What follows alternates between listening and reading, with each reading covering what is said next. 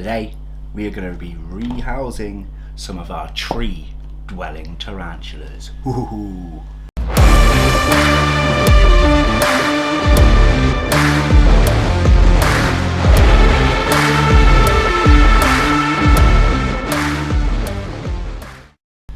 Hello and welcome back to Bug Realms. On this channel we like to discuss all things creepy crawly. If that's something that interests you, please consider subscribing to the channel. Somebody has started making noise outside. I don't know if this microphone is going to pick it up. That's so irritating. Literally just as I start recording, it stopped. It has stopped. Anyway, to the point of this video, we're going to be rehousing 5 tarantulas in today's video. I'm going to try and start getting a chunk of these realm fur rehouses done. Not all of them will be on camera, but some of them will. Some of them I'm going to do with my daughter. We're going to try and do chunks of them at a time. There might be some singular rehouse videos, and that'll be a species that have some real meaning to me, where I can look back on my own video and just remember the time that I rehoused that tarantula.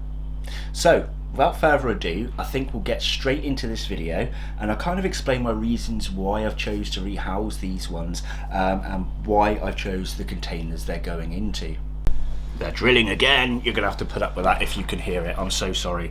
So why am I putting slings into quite large containers? Well, these are kind of grown on slings a little bit. We've got a Psalmopius cambridgei and we've got a sea species hattie hattie, which I haven't seen for a long time, so let's just hope that this one's still alive. Reason being, uniform. I am trying to keep this realm as uniform as possible. Not sure if you remember me saying, but I will be getting house inspections, and if I'm using all different shapes and sizes of containers all over the house, it doesn't look very professional and I might have to move. So the idea behind this uniform, professional and clean look is to be able to stay within the current realm. Now, I've actually had quite good success having arboreal tarantulas housed into enclosures too large, and these two species both, if you can see here, make web curtains. Now, the reason I'm happy to move these into really large homes is because of these web curtains. When I chuck prey in, the prey's going to get caught in a web, they're going to feel it, they're going to be able to hunt them happily, rather than there being a small prey item running around your large enclosure with no webbing. You see what I mean? So, which one to start with? Which one to start with? Let's do our cambridgei first.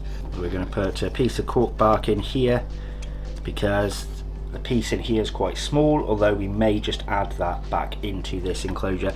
They're going to be nothing fancy, guys, on this arboreal shelf, because this is more like a nursery for these smaller ones. Ones that are larger, we might adapt their enclosure a little bit better, but with the web curtains that they're going to be making around this cork bark, I think it's going to be nice enough. Okay, I'll give you a bit more of a zoom so we can try and find the tea. Okay, so this is a scatty little one. He normally legs it when I pick up the enclosure. Oh, is that it, or is that a molt? That's a molt. Cute. Whoa, whoa, did you guys see that? Whoa. Whoa! Did you guys see that? I'm not sure if I was in the way. It jumped. It actually did a full-blown jumperoo.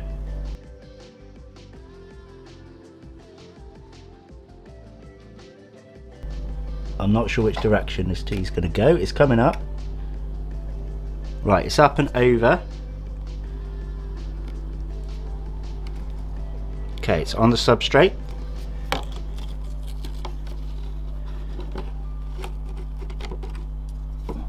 And it's on the table.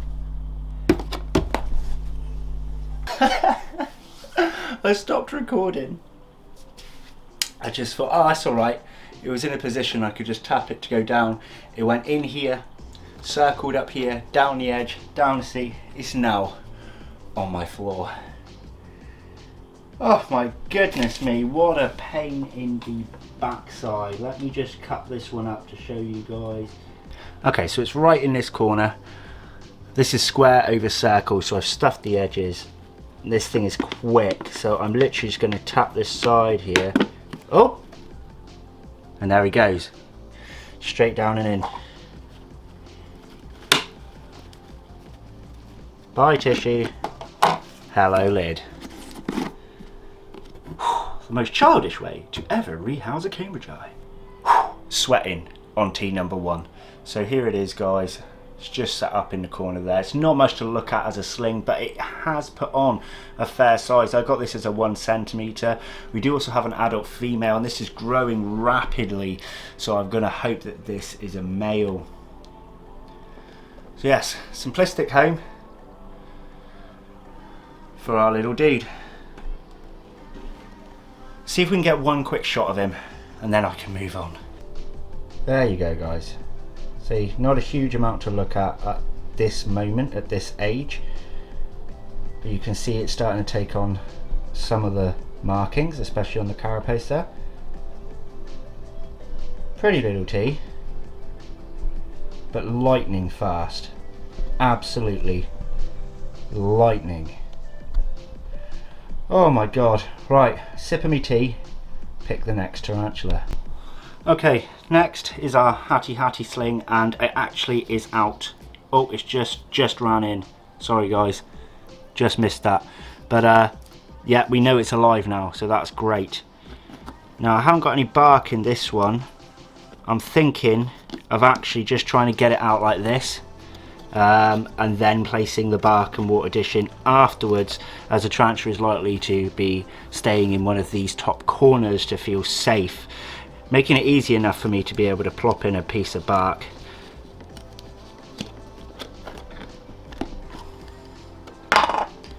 Now I want to kind of station it in the center, otherwise it's going to go up and around the side, and we don't want that again.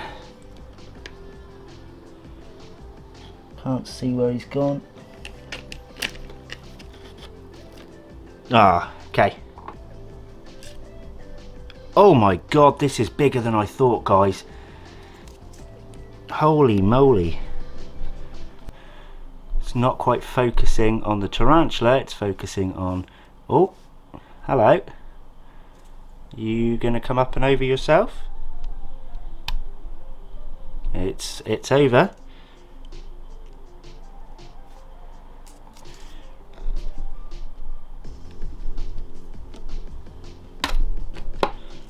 It's in. There. So she's stressed now, that's why she's huddled with all her knees up.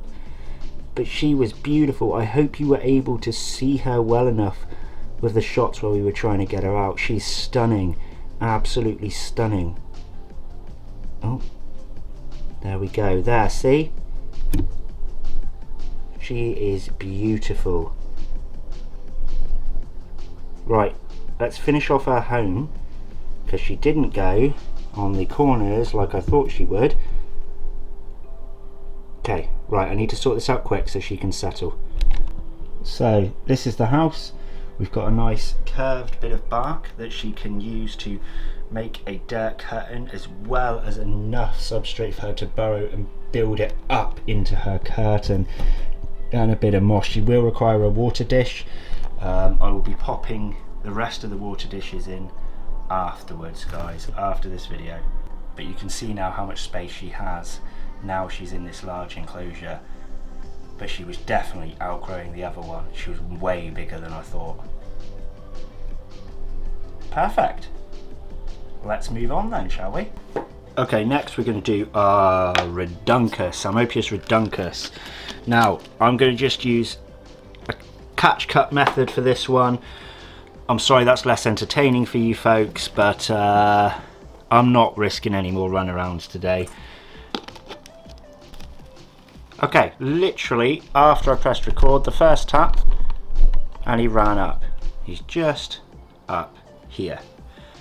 So now I need to make sure to put a flat surface underneath so he can't get out. And let's put him in his new home. Bye bye. I didn't tell you why, did I? Why I'm taking them out of these. Well, this is the old tarantula room enclosure design, and these metal parts begin to rust. Now, sometimes I like to pour water through here not to tear any webbing, but although this one's okay, some of my others have started to rust now. Any tarantula room ones you buy from now are anti-rust. They are a much better material. This is going back years ago, folks, and I just don't want them in these non-rust proof enclosures anymore. So here's a home I've designed, another curved bit of bark. Now we want to get this spider to go down but not knock it down, so I've got to very gently nudge it on the legs. Come on, down you go. That's it. That's it. Not up, not up, not up. And it's ran in. Don't come back out, please. No, it's got some legs starting to come back out, so. Oh, it nearly fell then. I've got to be really careful here. Okay, it's in. So there he is. This is the one, I can't remember if I've sexed this one. I think this is the only unsexed Salmopius I have. I've got everything else as female. And obviously I haven't sexed the sling of that Cambridge eye, but I do have an adult female. So there he is, in his home. So we've got one more, no we haven't, we've got two more tarantulas to go. So the next one we're going to be doing is our Flamingochila species Rufus. Now you can actually maybe make out, there we go, the rust mark on the top here. This is the reason I'm changing these out. And I think that bit of bark's a bit fat to fit in the new enclosure, which is a shame because it's ideally webbed. I really actually love the setup for this Rufus. Oh dear, right. Let's have a look and see what I can do. I love the webbing all around this enclosure. It does actually use this water dish up here too.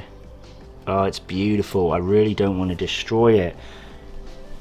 Sadly, the openings for these are a bit more narrow. I'm not sure if that bit of wood would actually go in.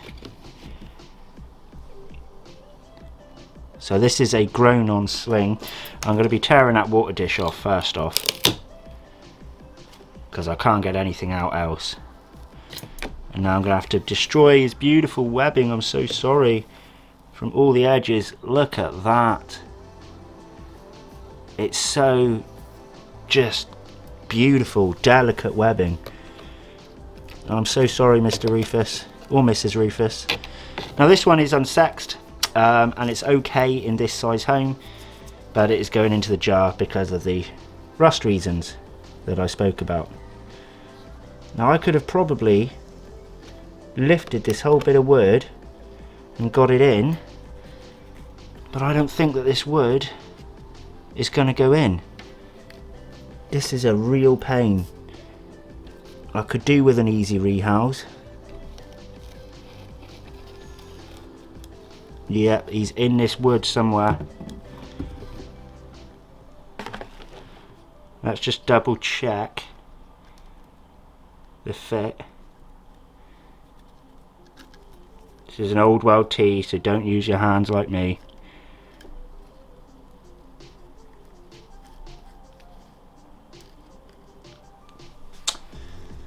Just doesn't fit. Just. There's one bulging bit of wood. Okay, right, let's try and get him to come out of the home. Or is he going backwards now? Which way are you coming? They're beautiful, Rufus. If you've never seen one before, you're about to be amazed.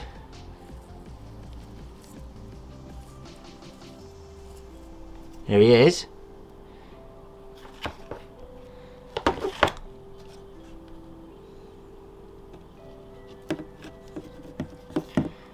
Try and get him to go into the cup. Oh, he's gorgeous. He is gorgeous. No, no, no, we don't want you going down.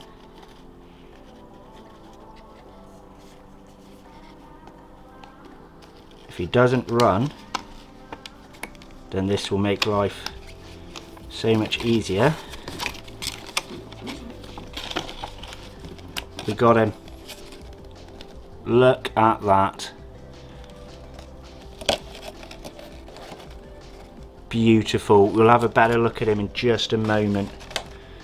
Smashed it. I literally had to hold it on, bam, bam, bam, and it knocked a little bit of wood off to get it to fit in. The Rufus has his original home in a jar. He's going to be so much happier with that. Oh, that's excellent. That is excellent news. Just pop his water dish at the bottom. It's got all his current webbing on. Oh, he's going to be so much happier now. Okay. Now, same tactics again. This is the easy part. This is my favourite part because it can't go wrong. I mean, well, it can go wrong, but the tarantula can't escape. The only thing that can go wrong is if he drops from this height. But pretty much like that, but he was actually okay. He was actually okay. There's a little bit of the ginger leg and booty. Let's see. Oh, he's in a bit of a bolty one. Oh, I can see him, but you can't because of reflection. 2 seconds. That's about the best you're going to get. Found a little gap in the reflection. But look at him or her. Those orange colorations are remarkable. I love, love, love this tarantula. The Rufus on fire. Wicked, and he's got himself his beautiful already webbed home. He just needs to readjust it now. Oh, alright. I'm making this out to be way harder than it is, aren't I? Next and last, we are rehousing our Roofalata. Before we go on to the Roofalata, just as I said, I'm making this seem quite hard. It made me think. I don't want you guys kind of thinking this is a lot harder than it is. I just struggle to do arboreals on camera. As a keeper, I have no issues rehousing arboreals. There are so many tactics and ways of getting them in and out safely without any escapees, so on and so forth. But trying to capture it on film for you guys is what is making it difficult here today. I hate doing arboreal rehousing on camera. I'm just not good at it, and it's not the rehousing I'm not good at, it's the capturing it that I'm not good at. So 2 apologies to you today. 1 for the probably terrible footage, and 2 for me making it seem a lot harder than it is. With that said, let's sort out our Roofalata. So the Roofalata is actually getting a downgrade. I've taken the pieces of bark out of his or her enclosure, and it's going from this height to this height. Not much different, but a bit, and that's because it doesn't actually need this size yet. It will do later on, but for the size it currently is, it will still be okay in our jars to fit on the shelving unit, because this I have another idea for. So let's get him or her out, put her in the new one, so I can wrap up this video and enjoy my cup of tea. Where is my cup of tea? Okay, excusing the hideously messy table. Right, how big's this catch cup in comparison to this? Oh, it's down there. Wanna see? It's because I've took its bark out. That's where it's set on the top. Normally it's behind a dirt curtain or slightly underground near the bark. So although it's an arboreal, Asian arboreals often do burrow at younger ages. Okay, so although you can't see much from this angle, the idea is you should be able to see the tarantula when it runs up the cup. It is playing stubborn bums at the moment. Ooh. So it's sat at the top just here. Now where did I put my bit of plastic? We'll just use the lid. So don't drop, Mr. Pokey. There you go.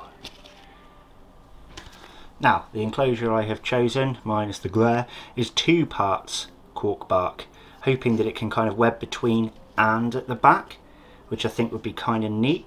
A bit of moss and water dish to be added after, because it's still buried in that other one somewhere. So, pokies are very agile. I'm hoping this one doesn't fall, because that's pretty high, but I've seen these guys jump further than this is to fall. So, don't be so skittish. I'm just trying to get you in. You want to go down? Move your bum. Is that your bum? No, that's your head. Spin, spin, spin.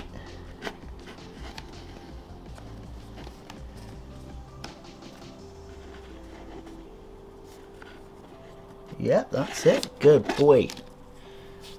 What's he flipping out about? He's flipping, he's sketching then. Okay, so we're not going to get a good look at this one now.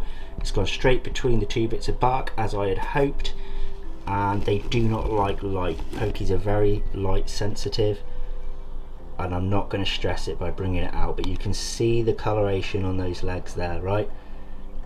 The red hairs with the markings too, the slightly yellow and darker markings. That's a Roofalata. Ah, time to relax. So we can safely say the new worlds gave me more issues than the old worlds today, but it was all good fun, right? So now I can place these uniform across the arboreal shelving rack and have it looking a little bit better in here. Now I have a hell of a lot to tidy up, guys. I'm hoping this video isn't as bad as I think it's going to be. Comment me below, is it awful? Was it awful? I'm going to put it out anyway. It was awful, wasn't it? Let me know, guys. We've got a few more bulk rehouses to do as well. I might do a Brachypelma one. I've got 3. Are they all Brachypelma? No. I've got 3 brachy/tilter cattle video that I will be producing soon. We've got some other rehouses to do too. I really want to do my Bumba Horrida, which was the Bumba Cabocla, because I love that tea and it really needs a new home. I don't know, you'll have to wait and see, but let's get this Realm Fur rehouses over and done with, and then we can work on some awesome feeding videos and Project Paradise stuff. So I will see you again soon. Take care, guys. Bye.